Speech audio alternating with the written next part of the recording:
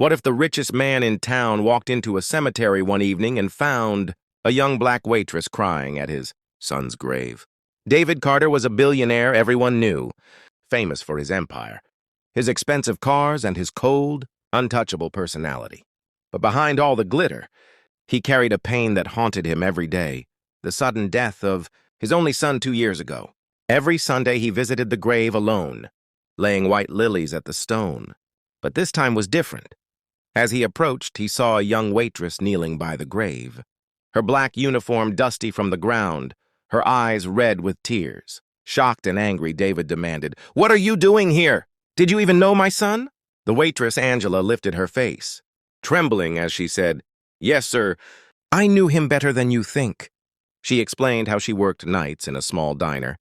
And one winter evening, his son had walked in wearing a worn jacket, carrying books, and ordered only a cup of coffee. He tipped her more than the bill, smiling kindly. From that day, he came often, confiding in her about his loneliness, about how people treated him only as the billionaire's son, never as himself. Angela's voice cracked as she said, "Your son told me I was the only one who made him feel normal."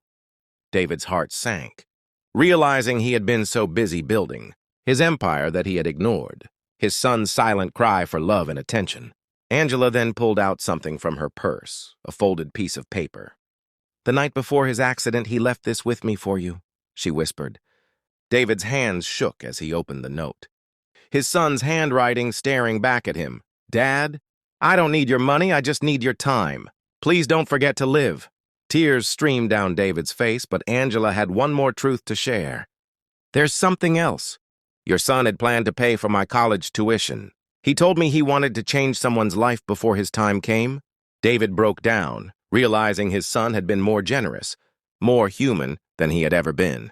That night, standing beside the waitress who knew his son's heart better than he did, David promised to honor his memory.